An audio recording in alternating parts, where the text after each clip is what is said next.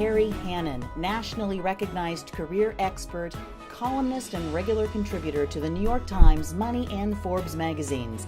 The author of 10 books, including Getting the Job You Want After 50, #1 on Amazon. She is AARP's jobs expert, and I had the fortune to talk with Kerry during an event put on by Encore Tampa Bay, a nonprofit dedicated to connecting baby boomers with their encore careers.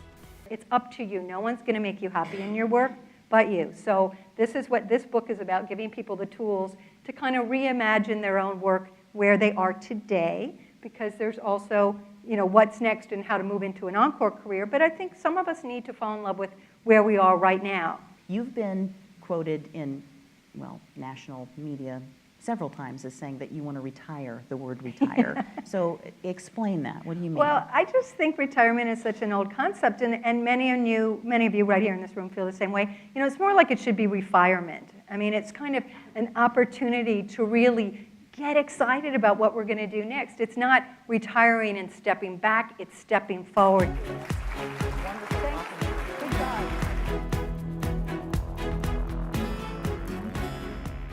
If there's something you think you want to move into, a field that interests you, a mission that you feel strongly about, go and volunteer.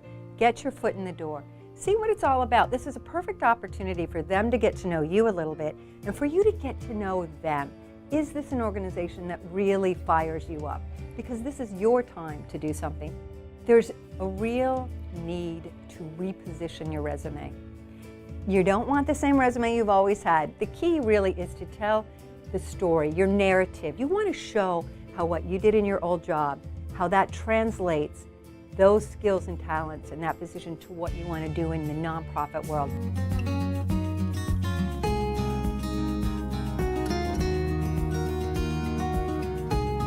There are 5 things that men can learn from women. There we go. About being better investors. Women are more patient with their investments. Women tend to do their research and to take their time to learn about what it is they're investing in. They tend to seek consensus. They ask questions. They ask for advice. They ask for directions. Hello. And they're more likely to see it as a long-term gain. They're not interested in, they don't get rattled by the stock market going up and down. There's a lot to be said for this. Men, the thing that happens with men in studies, Vanguard recently came out with a study that showed that women, in fact, are saving more of their retirement income than men are. What are your passions? What are the things that you like and that you want to do? And often it's something we did in childhood, maybe, an experience that you had that you always wanted to get back and do that. So give yourself permission to dream a little and step back and say, what are my passions? And some people, I think, are afraid when they start to peel it back that they're going to find they don't have any passions. And you know what? Trust me, you do.